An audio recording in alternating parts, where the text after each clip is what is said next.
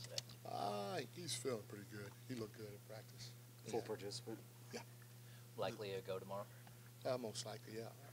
The Draymond Green suspension, what's your reaction to that initially? The league made the call just like the rest made the call during the game. How does that change? Does that change the way you try and approach and attack them with him being out of the lineup? No, they're champions, man. The owner's got multiple championships. Bob and management's got multiple championships. Steve and his staff got multiple championships. And the players for sure got a ton of championships. They're expected to win. They're going home. As we know, it's going to be a tough environment to play in.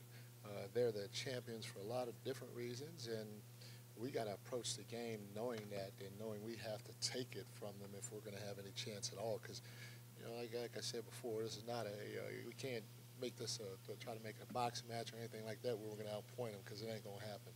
Like, what's your reaction to Deere and winning the Clutch Player Award? And what stood out to you just about the evolution of his mindset to put in the work and become that player that can carry his team in those situations? Man, I'm excited for him, for Rasay, for Baby Rain, because you talk about a beautiful family and beautiful people, and it's very much deserving for that to happen, especially knowing the work that he put in. You know, obviously we weren't with him prior to this year, but knowing the work that he put in. And I take my hat off even to Luke Laux. You know, Luke's been working with him from day one.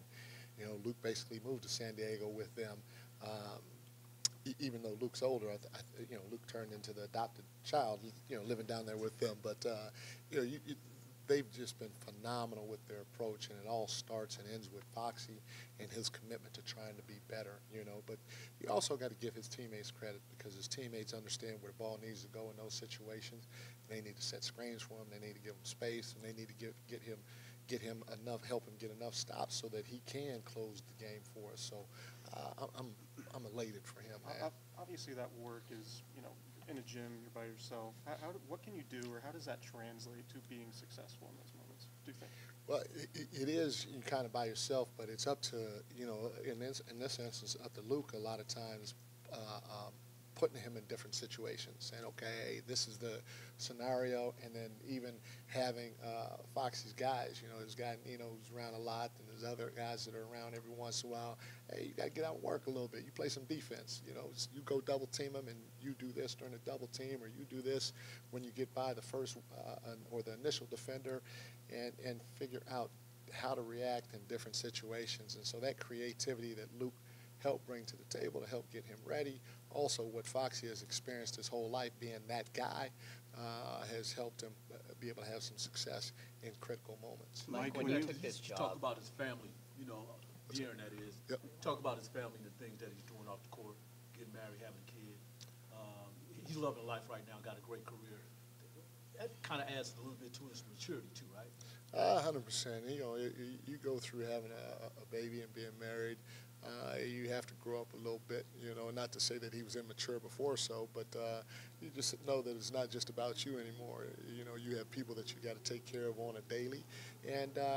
But also if you choose the partner that he did in Rasay, then that's just going to really elevate it, because, you know, you think Foxy's competitive. Ooh, if Rasay could throw on a Kings uniform right now, she might beat him out for that award. when you look at this summer when you took this job, how much did the untapped potential of players like Fox play into that, and you wanting to come here and maybe you could craft something that was different than was here before? A lot, and you know, you coach against Fox in this level. I just remember being able to coach him in practices and a lot of different situations when he was in high school, and I was amazed at his quickness, his strength, and his athleticism for the size that he was. And then he had a certain tenacity about him too. And some of those things, obviously, you can't coach. And I just always felt from back in the day when I was with him at that Albert Hall used to run Adidas Nations, back in the day when I was with him at those camps, I just saw something special. And so now fast forward and coaching against him, you see certain things and you know that, okay, hey, maybe you can help him get to a certain point, help Domas get to a certain point by putting them in different positions. And, you know, lo and behold, they've stepped up and we've been able to get it done so far. To that point, has he gotten has he gotten a whole lot better this year, or is it just the team around him, the team's success has gotten better, so more people are seeing what he's doing? I think it's a combination of both. Obviously, we've been able to get a lot out of a lot of people this year, and guys have been able to spread their wings and show what they're capable of with the way that we're trying to play them. And so when you have that type of individual success throughout your roster, if the group is connected, it can bode well for, obviously, team success, and that's what you're seeing now. You wanted your team to be more physical in this series. What stood out to you about the physicality from your team in Game 2? No, I mean, at the end of the day, I don't think I've been asking for more physicality just for this series. You go back and look at any of my press conferences, even after wins, I've been asking for our guys to bring it physically all year. And, in my opinion, I was part of a championship run last year with the Warriors. We were an extremely physical team, not just last year during the playoffs, but throughout the year. If you're going through that paint, you're getting hit. If you're going to get a rebound, you're getting hit. And now you factor in the playoffs starting, and we're going against the defending NBA champs. Both teams are bringing a level of physicality that both coaches, I think, at the end of the day, appreciate. And so we want it to stay there or go up, and I'm sure they do too, because as you continue to play games during these playoffs, it's only going to get harder and harder and harder. How did you guys flip that switch, Mike? What's that? How did you guys flip that switch with the physicality, the defense, the things that you're seeing? Well, yeah, I mean, you got to give credit to the players because, I said this also, too, before. We've shown flashes of it. We just haven't done it consistently for 48 minutes. And if we can start stringing some games together where we're playing at a certain level in a certain way for 48 minutes, and in this case for us against during our playoff run, it's about pace and physicality. If we can string 48 minutes of that together with our group, we feel like we can beat any team out there. And then what do you take the most pride or satisfaction when you think about everything that's gone into coaching this team this year, from X's and O's and schemes to instilling belief and bringing the best out of players? Like, what are you most satisfied with personally? How they've embraced everything we've asked them to do. I mean, they again, when I explained to you guys about roles, how they can reject it, accept it, or embrace it, they haven't accepted us coaching them. They've embraced us coaching them, and they've tried to go out there and compete at the highest level for each other. And that, from my seat, is about as good as any pat on the back you can ask for. Mike, along the lines of the physicality, do you almost expect Domas to be officiated a little bit differently going forward?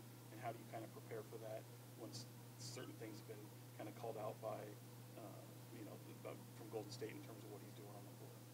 No, we know. I mean, they're the champions at the end of the day, and we're going into their building. We know that that we're not going to get a favorable whistle probably from going forward. And, I told our guys at the beginning we got to be physical and we got to play with pace. And I added a third P to it, and I said we got to have poise. And so, if the whistle's not in our favor tomorrow night, then or going forward, we can't react. We just got to keep playing our game and try to find a way to get a win.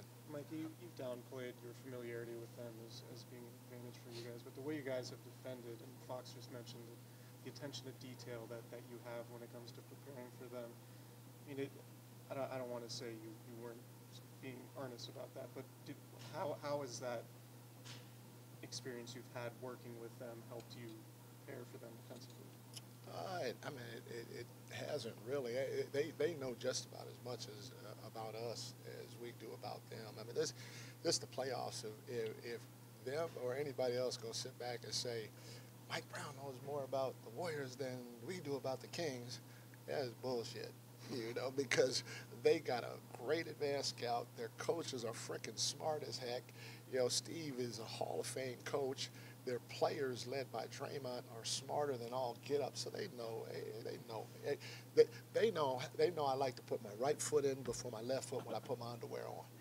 They know me that well. I've been in the locker room with all them coaches, so it's hogwash what people are saying. But it's good talk. I mean, it bodes well for good media talk. But it's not at this point. No.